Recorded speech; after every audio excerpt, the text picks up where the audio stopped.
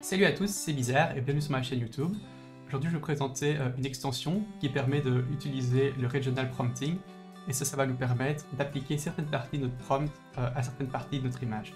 Donc, par exemple, on pourrait écrire un prompt qui s'applique que à la partie gauche en bas de l'image et un autre prompt qui s'applique que à la partie haute droite de l'image. Donc pour pouvoir utiliser cet outil, on va devoir installer une extension. Donc c'est celle-ci, c'est la SDWebUI Regional Prompter. Si vous ne savez pas comment installer l'extension, je vous renvoie vers ma vidéo qui l'explique. Et une fois que cette extension est installée, vous verrez apparaître cette petite boîte ici, Regional Prompter, dans le text-to-image, mais aussi dans le image-to-image ici. Donc pour commencer, on va l'utiliser dans le text-to-image, mais son fonctionnement est exactement pareil dans l'image-to-image. Et donc si on clique dessus, on voit que ça ouvre une boîte. Et pour pouvoir l'utiliser, il faut évidemment l'activer. Donc on va cocher Active. J'expliquerai pas tous les paramètres parce que honnêtement, je les connais pas tous et je les utilise même pas tous.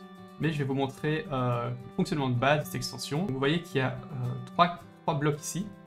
Personnellement, j'utilise tout le temps le Use Command Prompt et parfois le Use Negative Prompt. Mais du coup, pour les exemples ici, on va les utiliser. Ça va nous permettre d'écrire un prompt qui s'applique à toute l'image et puis d'écrire d'autres prompts qui s'appliquent à certaines parties de l'image. Use Base Prompt, c'est plus ou moins pareil que Use Command Prompt, sauf que quand on utilise Use Command Prompt, les mots qu'on écrit dans le prompt général, donc le Command Prompt, ils sont aussi importants que tous les mots dans les Regional Prompts, donc les prompts qui suivront.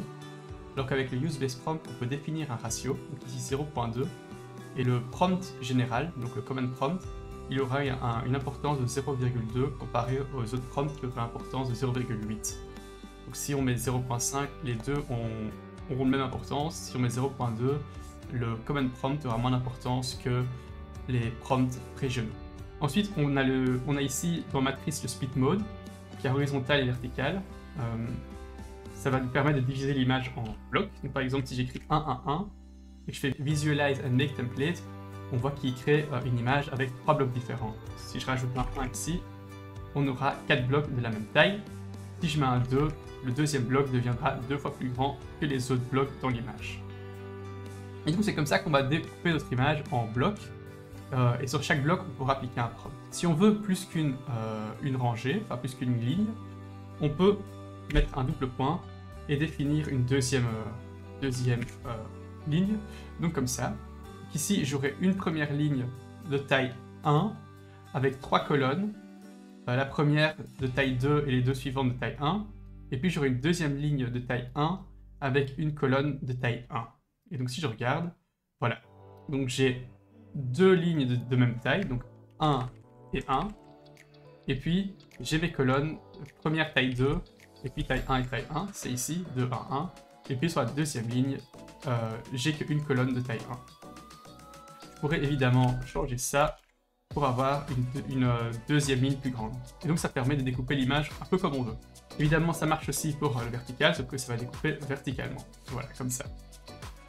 Donc repartons sur ceci, et je vais déjà préparer ce qu'on aura besoin pour mon exemple.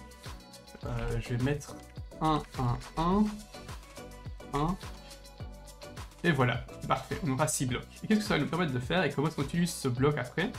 On va écrire un prompt, par exemple je vais écrire si, donc la mère, et puis je vais mettre break en majuscule. Et donc si, ce sera, si j'ai coché ici Use Command Prompt, mon premier prompt qui s'applique à toute l'image. Si j'ai pas coché ça, ce prompt-ci s'appliquera tout de suite au bloc 0. Et donc il n'y aura pas de prompt pour toute l'image. Donc par exemple, je vais mettre si, puis ici je pourrais mettre island. Ici, nouveau, je pourrais mettre island. Donc j'aurai dans le bloc 0 et dans le bloc 1, il va essayer de décider des îles, enfin une île. Puis dans le bloc 2, je pourrais mettre sunrise pour un lever de soleil. Puis dans le bloc 3, oh mince, j'ai oublié de mettre un break. Break. J'ai lancé génération. Puis dans le bloc 3, enfin le bloc numéro 3, on va par exemple mettre beach. Ensuite, j'ai encore relancé une génération. Dans le bloc 4, on va encore mettre beach. Et dans le bloc 5, on va mettre beach with a boat. Et puis, on va tout de suite tester ça. Donc, je vais mettre 16, 9 et je vais générer 3 images, enfin 4 images différentes. Et on va voir ce que ça donne. Et donc, voici mes 4 images. Donc la première, est-ce qu'il a respecté ce que j'ai demandé? Donc déjà, bah, la mer, elle est bien présente. Puis j'ai demandé dans le bloc 0 et le bloc 1 qui est une île. Il ne l'a pas mis dans le bloc 0 du tout. Dans le bloc 1, elle est là. Ensuite, dans le bloc 2, j'avais demandé qu'il y ait un coucher de soleil, enfin un lever de soleil. Il est bien là. Ensuite, j'ai demandé dans le bloc 3 et 4 de la plage, c'est là. Et dans le bloc 5, j'ai demandé de la plage, un bateau, et je ne vois pas le bateau. Prochaine image. Donc là, il a bien mis l'île comme il fallait dans le bloc 0 et le bloc 1. Le lever de soleil est là aussi. La plage est présente en 3, un petit peu en 4, et de nouveau, il n'y a pas le bateau. Ici, je crois qu'il a tout respecté. Donc l'île qui est en 0 et en 1. Le coucher de soleil qui est en 2. Enfin, le lever de soleil qui est en 2. Puis on a bien la plage en 3, 4 et la plage avec le bateau en 5. Parfait, celle-ci elle a tout respecté. Ici l'île est respectée aussi. Le bateau il est là mais c'est pas comme ça que j'imaginais mais c'est juste, il a fait ce que j'ai demandé. Et le lever de soleil il est là aussi. Je vais vous montrer un autre exemple de comment utiliser cet outil. Cette fois-ci on va utiliser l'image to image, comme ça vous voyez aussi. Donc pour commencer je vais générer juste un arbre. Big tree in a field. Voilà, généré. Parfait, un bel arbre. Puis je vais dans mon image to image, je vais chercher mon bel arbre. Et maintenant, on va utiliser le regional prompter. On va l'activer. On va créer 4 colonnes. Voilà, il y aura une colonne par saison de l'année. Et puis, je vais écrire mon prompt que j'ai déjà préparé à l'avance. Le voici. A big tree in a field. Break. Puis une description de l'été. Une description du printemps, une description de l'été, une description pour l'automne et une description pour l'hiver. Je vais mettre pas mal de bruit, disons 0.8, que normalement il devrait quand même redessiner plus ou moins la même chose, que c'est un prompt très proche. Je vais mettre 16.9. Ici je vais utiliser le command prompt, negative prompt on s'en fiche parce qu'il n'y en a pas. Et c'est parti, on va en générer 4 aussi. Alors, ici l'hiver est chouette, l'automne ça va, le printemps j'aime bof, et l'été, bof aussi je trouve.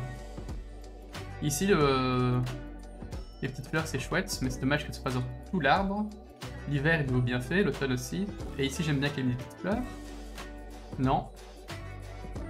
Et celui-ci, je l'aime bien aussi. Mais malheureusement, je trouve qu'il a quand même fort changé notre arbre. C'est plus du tout l'arbre qu'on avait, donc j'ai probablement mis un peu trop de bruit. On va essayer avec un peu moins de bruit, mais on risque de ne pas avoir un aussi bel hiver. Donc ça ressemble déjà plus à notre arbre, mais malheureusement on a perdu très fort la variation des saisons. Ici aussi. Ici c'est vraiment moche avec la coupure. Et ici aussi. Donc, comme vous voyez, on va devoir faire un choix.